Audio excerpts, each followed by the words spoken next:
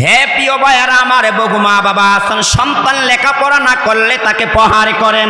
সন্তান যদি আপনার কথা না মানে আপনি তাকে প্রহার করেন, ঘর থেকে ধাক্কা দিয়ে বের করে দেন, তার খানা বন্ধ করে দেন, পোশাক দেওয়া বন্ধ করে দেন, কঠিন থেকে কঠিন তার ব্যাপারে পদক্ষেপ নেন।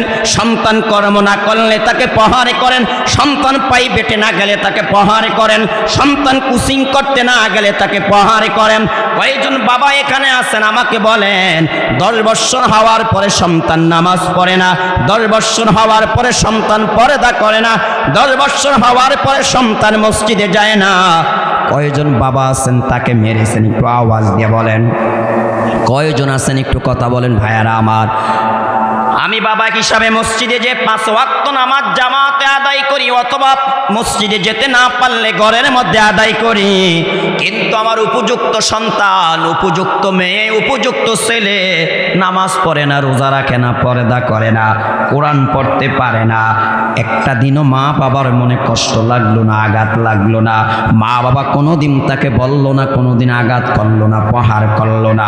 আল্লাহর হাবিব বলেন এই মা বাবার মতন জালিম মা বাবা দুনিয়াতে আর একটাও নাই। কথা ঠিক না বেঠিক? কিয়ামতের ময়দানে আপনি জান্নাতে যাবেন, আপনার সন্তান জাহান্নামে যাবে, এটা হতে পারে না। আপনি নামাজ পড়ছেন জান্নাতে যাওয়ার জন্যে, কিয়ামতের ময়দানে যখন আপনি আল্লাহর আদালতে জান্নাতি বলে বিবেচিত হবেন, ফেরেশতারা আপনাকে নিয়ে জান্নাতের দিকে রওনা দিবে। এমন সময় সন্তানরা ডেকে বলবে, রব এই যে আমার মা বাবা তারা জান্নাতে চলে যাচ্ছে, তাদের সাথে আমার একটু কথা আছে, তাদেরকে একটু দাঁড়াতে বলেন। আল্লাহ তাআলা ফেরেশতাদেরকে বলবে তাদেরকে দাঁড় করাও। যখন আপনি দাঁড়িয়ে যাবেন, সন্তান তখন আল্লাহর আদালতে মামলা দিবে, আল্লাহ মা বাবা দুনিয়াতে থাকতে একাই নামাজ পড়েছে, একাই মসজিদে গিয়েছে, একাই কোরআন তিলাওয়াত করেছে, কোনোদিন আমাকে নামাজ পড়ার কথা বলে নাই, কোরআন তেলাওয়াত শিক্ষা দেয় নাই, মসজিদে যাওয়ার কথা বলে না। আল্লাহ যদি আমি প্রাইভেটে না যাইতাম, বাবা আমার উপর রাগ করে থাকতো, মা আমার উপর রাগ করে বকাঝকা দিত, গালাগালি করত। রব আমি যদি দুনিয়াতে থাকতে স্কুলে না যাইতাম, মা বাবা আমাকে প্রহার করত, আঘাত করত, কিন্তু নামাজ না পড়ার কারণে, নুজারা না করার কারণে, কোরআন তেলাওয়াত না করার কারণে, পর্দা না করার কারণে কোনোদিন মা আমাকে প্রহার করে না, বাবা প্রহার করে না। মা কোনোদিন আমাকে শাসন করে নাই, বাবা কোনোদিন শাসন করে নাই। আল্লাহ আজকে আমরা জাহান্নামে যাব, মা বাবাকে জাহান্নামে নিব।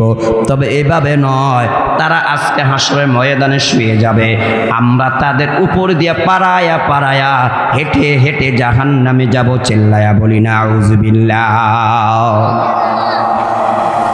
তাই মুসলমান ভাইয়েরা আমার, নবীজি বলেন তোমার সন্তানের বয়স যখন 7 বছর হয়ে যাবে, ওই সময় তাকে নামাজ শিক্ষা দিবে, অজু গোসলের মাসআলা শিক্ষা দিবে, অজুতে কয়টা ফরজ শিক্ষা দিবে, অজু করার তরিকা শিক্ষা দিবে, তায়াম্মুমের তরিকা শিক্ষা দিবে, পেশাবখানায় কিভাবে ঢুকতে হয় শিক্ষা দিবে, কিভাবে পেশাব করে পানি ব্যবহার করতে হয় শিক্ষা দিবে, কিভাবে পায়খানা করতে হয় শিক্ষা দিবে, পায়খানা করার পরে কিভাবে ডিলা ব্যবহার করতে হয় শিক্ষা দিবে, ডিলা ব্যবহার করার পরে কিভাবে পানি ব্যবহার করতে হয় শিক্ষা দিবে, টয়লেট থেকে কিভাবে বের হতে হয় রাসূল বলেন এগুলা শিক্ষা দিবে, কালিমা শিক্ষা দিবে, নামাজ শিক্ষা দিবে, রোজা শিক্ষা দিবে, বিভিন্ন দোয়া কালাম শিক্ষা দিবে, কোরআন শিক্ষা দিবে।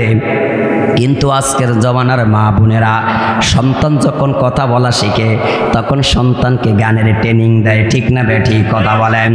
আবার বহু মা বাবা আছে ভাইয়েরা আমার, বহু মা আছে দেখবেন সন্তান দুনিয়াতে আসার পূর্ব সারাদিন মোবাইল, এখন আর টিভি লাগে না, সিডি লাগে না, এখন আর মতলব সিনেমা হলে যাওয়া লাগে না, এখন সিনেমা হল মুসলমানের হাতে হাতে। ঠিক না বেঠিক? কথা বলেন। সন্তান গর্ভে আসার পূর্ব সারাদিন মোবাইল মোবাইল মোবাইল, 24টা ঘন্টা মোবাইল আর মোবাইল, মোবাইল আর মোবাইল। কখনো ফেসবুকে গুনার ছবি দেখে, কখনো ইউটিউবে গুনার ছবি দেখে, কখনো টিকটকে গুনার ছবি দেখে। ঠিক না বেঠিক? কথা বলেন। 24টা ঘন্টা শুধু গুনার গুনাহ, গুনার গুনাহ। যখন বিয়ে হলো, সন্তান গর্ভে আসলো, সন্তান গর্ভে আসার পরও মোবাইল, শুধু মোবাইল, শুধু মোবাইল, মোবাইল আর মোবাইল। ঠিক না বেঠিক? কথা বলেন। মা সন্তানকে পেটে নিয়ে সারাক্ষণ মোবাইলে নগ্ন ছবি দেখে, এটা পেটের মধ্যে থেকে সন্তানের উপর আসর পড়ে কি পড়ে না ভাইয়ার আমার? দুনিয়াতে আসার পর সারাক্ষণ মোবাইল আর মোবাইল, সারাক্ষণ মোবাইলে নগ্ন ছবি দেখে, গান শুনে ভাইয়ার আমার। সন্তান যখনই কথা বলা শিখে রাসূল বলেন তখন কালিমা শিক্ষা দাও। যেই ব্যক্তির প্রথম বাক্য হবে কালিমা, আবার মরার সময় শেষ বাক্য হবে কালিমা, রাসূল বলেন মরবে তো দাখালাল জান্নাত, জান্নাতে চলে যাবে। সুবহানাল্লাহ সুবহানাল্লাহ। নবী বলেন সন্তান কথা বলা শিখলে তাকে কালিমা শিক্ষা দাও, কোন বন্ধনে আসছে কোরআন শিক্ষা দাও। আর আমরা এখন কথা বলা শিখলেই সন্তানকে আগে গানের ট্রেনিং দেই, ঠিক না ব্যাঠি? কি ভাই কথা বলেন না কেন? নাটক দেখায় সন্তানকে, মোবাইল দিয়ে রাখে, নাটক দেখে সারাক্ষণ। মা এক টাইম দেখে, সন্তান আর এক টাইম দেখে, আবার মা সন্তান একসাথে বসে বসে নাটক দেখে মোবাইলে, ঠিক না বে ঠিক কথা বলেন? নায়ক নায়িকারা, গায়ক গায়িকারা কিভাবে আকাম কুকাম করে, কিভাবে কি করে, কিভাবে না করে, আল্লাহু আকবার, চিল্লায় বলি নাউযুবিল্লাহ।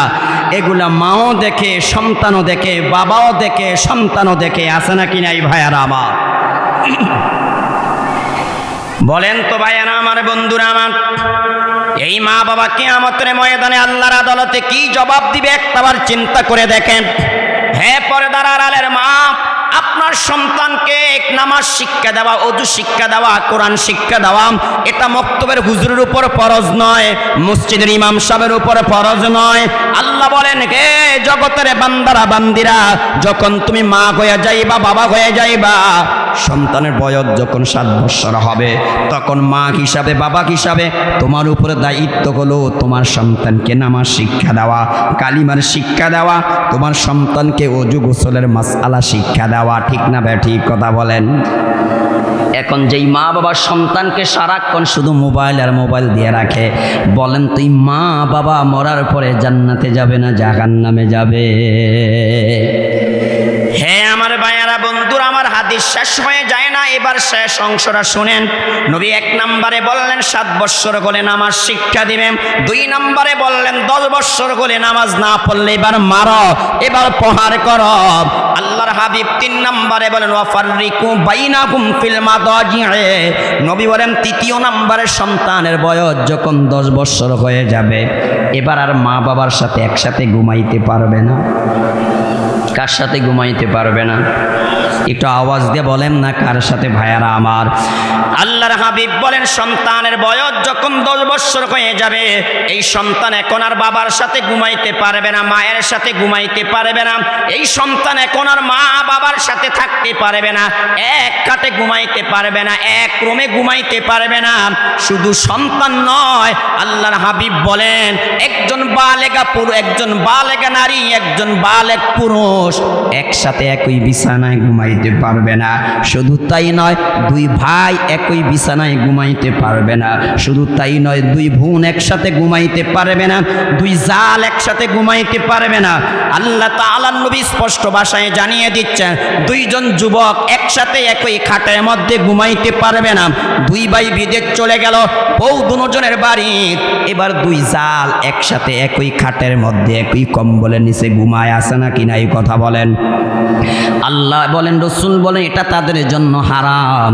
যদি একই খাটে ঘুমাইতে হয় তাহলে তাদের পোশাক আলাদা হতে হবে, লেপ আলাদা হতে হবে, কম্বল আলাদা হতে হবে। যদি তোষক একটা হয় না কেন, কিন্তু তাদের লেপ আলাদা হতে হবে, কম্বল আলাদা হতে হবে, কাঁথা আলাদা হতে হবে। আল্লাহর নবী বলেন একই খাতার নিচে, একই কম্বলের নিচে, একই লেপের নিচে 2 জন নারী একসাথে ঘুমাইতে পারবে না, 2 জন পুরুষ একসাথে ঘুমাইতে পারবে না, পুত্রবধূ আর শাশুড়ি ঘুমাইতে পারবে না, বাপ বেটা একসাথে ঘুমাইতে পারবে না, মা মেয়ে একসাথে ঘুমাইতে পারবে না। বিধানটা কার? একটু আওয়াজ দিয়ে বলেন ভাইয়ারা আমার।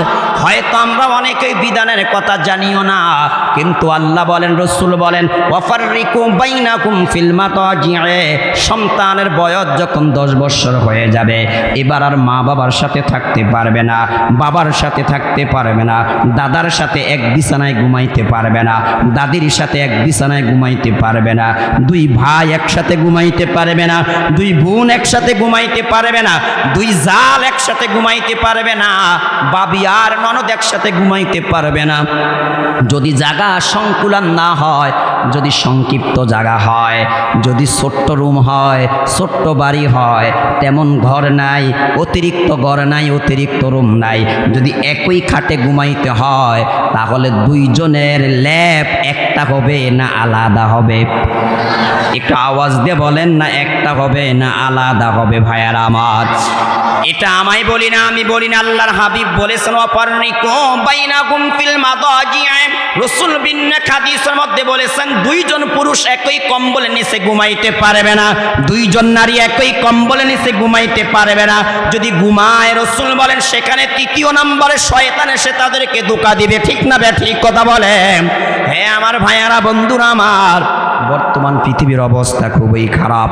পুরুষ পুরুষকে বিয়ে করে, নারী নারীকে বিয়ে করে, পুরুষ পুরুষের মাধ্যমে যৌন চাহিদা পূরণ করে, নারী নারীর মাধ্যমে যৌন চাহিদা পূরণ করে। চিল্লায়া বলি নাউজুবিল্লাহ।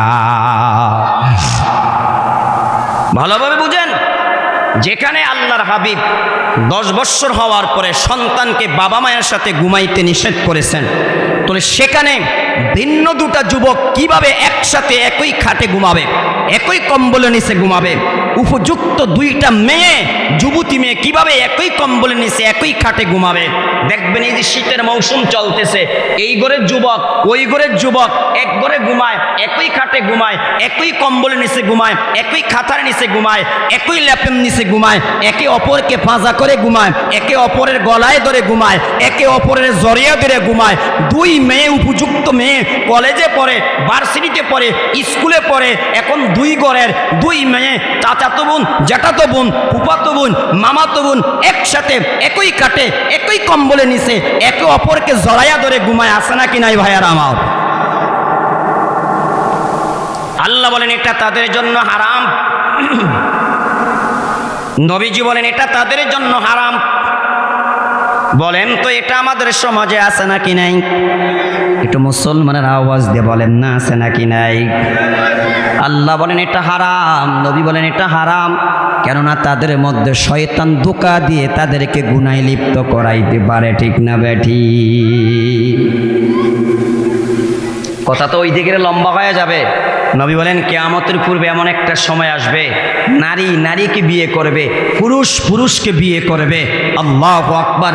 রাসূল বলেন নারী নারীর উপরে আরোহণ করবে, পুরুষ পুরুষের উপরে আরোহণ করবে। চিল্লায় বলি নাউজুবিল্লাহ।